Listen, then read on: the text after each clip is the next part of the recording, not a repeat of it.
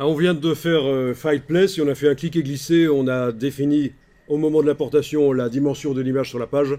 À ce stade-ci, il y a des étudiants qui essayent de redimensionner l'image et c'est là que ça commence à foirer à partir dans tous les sens. N'essayez pas encore de redimensionner l'image, on va voir ça bientôt. Donc, on va aller dans Windows Info.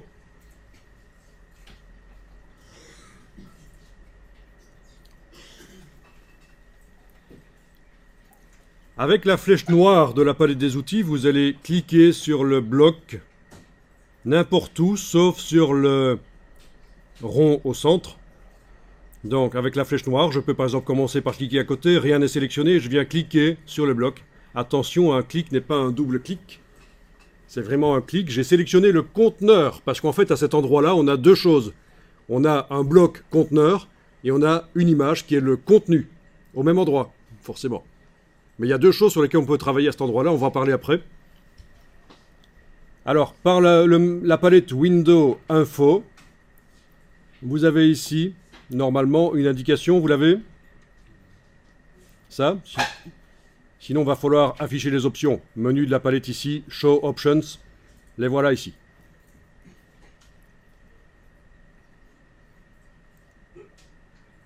Ok. Alors, vous avez ici 96 pixels par pouce. C'est une notion de... C'est ce qu'on appelle la résolution, la densité des pixels sur une certaine distance quand on imprime sur le papier. 96, c'est ce qui est pré-réglé dans le fichier. Je vais faire un petit test ici parce que dans la version anglaise, j'ai un petit doute. Oui, c'est bon. C'est bien ça. 96 est ce qui est pré-réglé dans le fichier. Donc c'est une densité de pixels vraiment très très faible, raison pour laquelle, vu le nombre de pixels important d'image, quand je l'amenais sur le plan de travail en cliquant simplement, elle était super grande. Les pixels sont fort espacés les uns des autres.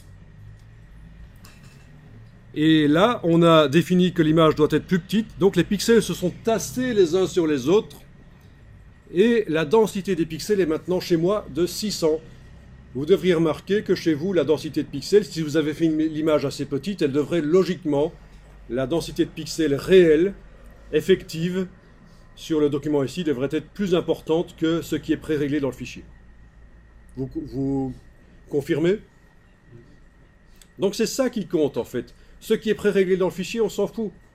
Ce qu'il faut, quand vous voulez une impression de qualité, en supposant que vous faites un document pour l'impression, c'est que le nombre de pixels, la densité, soit suffisante.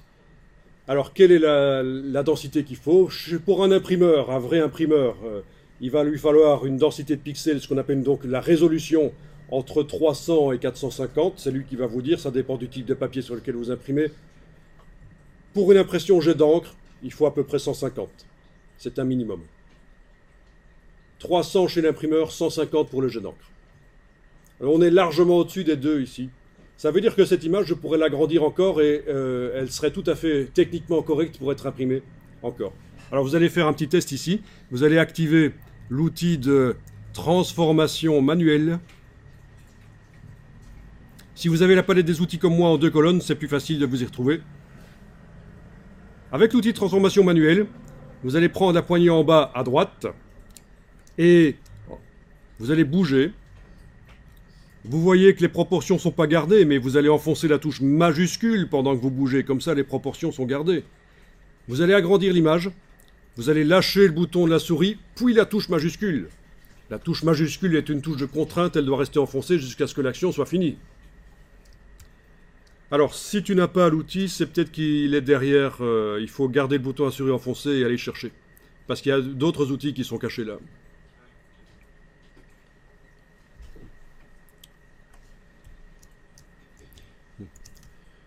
Ou alors Alt-clic sur l'outil, ça les passe en revue aussi. En fait, chaque fois que vous avez une petite flèche, comme un petit triangle noir là, à côté d'un outil, ça veut dire qu'il y en a d'autres qui sont cachés derrière. Voilà. Donc, prendre la poignée, bouger en enfonçant la touche majuscule, lâcher le bouton de la souris, puis la touche majuscule. Vous avez donc agrandi l'image sur votre page A4.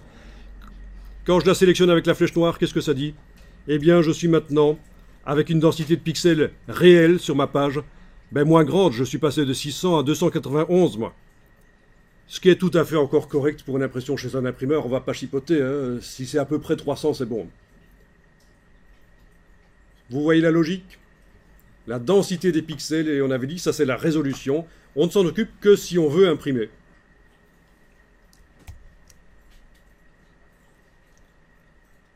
Si vous zoomez sur l'image, vous allez voir que la qualité n'est pas extraordinaire. C'est parce qu'en fait, InDesign vous montre l'image en basse définition. C'est pour préserver les ressources informatiques.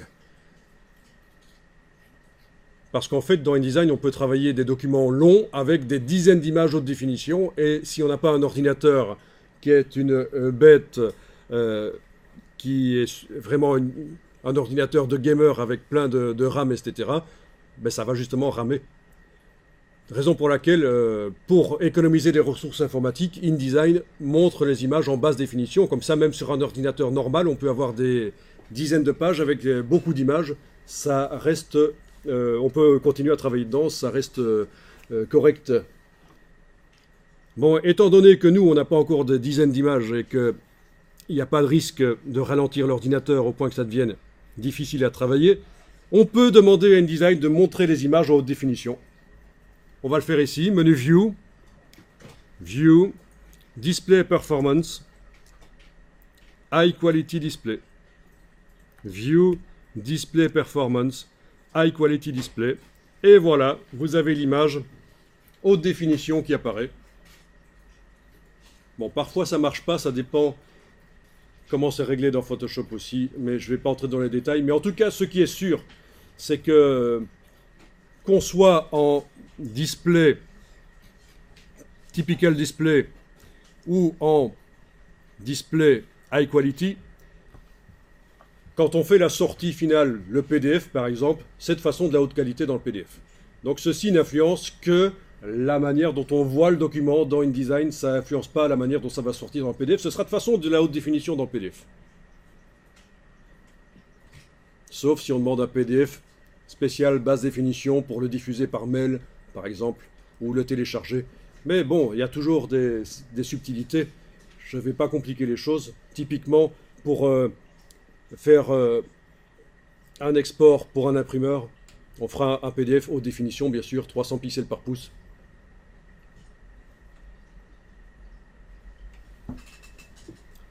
Donc voilà, c'est peut-être plus agréable de travailler avec des images haute définition dans InDesign.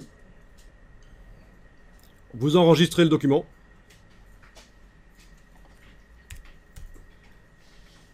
Dans le même dossier, mais je vais changer l'incrément ici. 0,2 à la place de 0,1.